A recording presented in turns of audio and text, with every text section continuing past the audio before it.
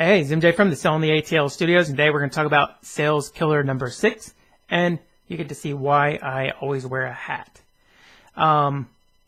Before we get to sales killer number 6, real quick story. I remember it like it was yesterday. I was stationed over in Japan. Doc came into the doctor's office and said, "Mr. Johnson, your son is autistic." And immediately, visions of his baseball games flashed through my head, picking college, getting married, having grandkids. All that just right through my head in one instant, and I'm not gonna lie, I was devastated about it there for about 30 seconds. But then I am a problem solver. I'm wired to do that, and immediately my mind shifted from I can cry about this condition that I cannot change, or I can figure out a way to make his life as good as possible. And we chose the second option for that and try to make his life as good as possible. And you may be faced with a condition in your house that you can't change either, and it is a little bit of a deficit when you're trying to sell your house. Now, that condition may be self-inflicted, meaning that you knew it when you bought it, but it was such a great deal, so you couldn't pass it up. Or it could be something that happened while you were living in the house a couple of years after you purchased it, and there's really nothing you can do about it, and you didn't really do anything to cause the problem, but the condition still exists. So what do I mean by it? Well, it could be, on the self-inflicted side, it has a very steep driveway, and you noticed that, but the rest of the house was great, and it was such a great value, so you had to go ahead and purchase it. Or maybe the road that you live on now is very, very busy, and maybe when you purchased it, it was busy. Maybe when you purchased it, it wasn't busy, and it just got busy over the years.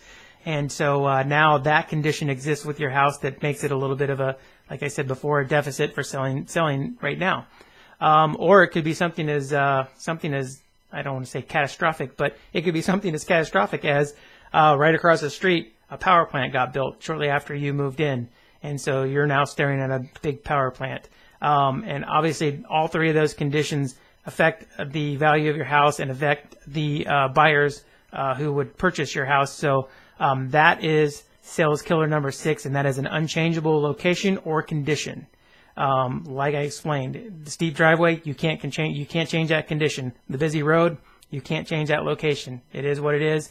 We have to deal with it. So what do you do if you find yourself in sales killer number 6? Because this is one of the hardest ones to get out of, because you can't really change anything.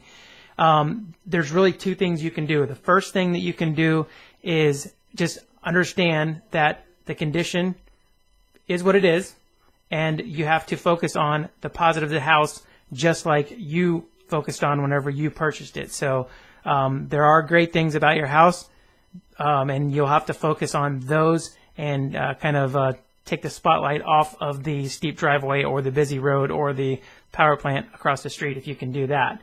The second thing is you have to set your expectations to be realistic, and that what I mean by that is when you purchase the house, like I said, the reason you purchased it probably because it was such a great deal. Well, you can't expect when you have these conditions to get the price that the people down the street got or over in the next street got that don't have those same conditions, that have a level driveway or have a level lot or don't live on a busy road or can't see the power plant from their front yard. So you have to set expectations to understand that you're not going to get the same amount of money for your house as somebody else did, and you can adjust that with your price and make sure that that you're still attractive to buyers when they come looking at houses, if they get past all those other conditions. So the thing is, and the point is of this sales killer for you, is that things are not lost. There's still ways around it. We can still adjust our marketing. We can still do a lot of things that help get past these conditions, but you have to know that it's there, and you have to set expectations that are realistic when it comes to price and understanding that it is going to be a little bit of a challenge to get your house sold. So that's number 6. We've got one more sales killer after this. It's going to be coming to you here shortly, so keep an eye out for it. I look forward to talking to you. This is MJ from Selling the ATL Studios, and I'm out.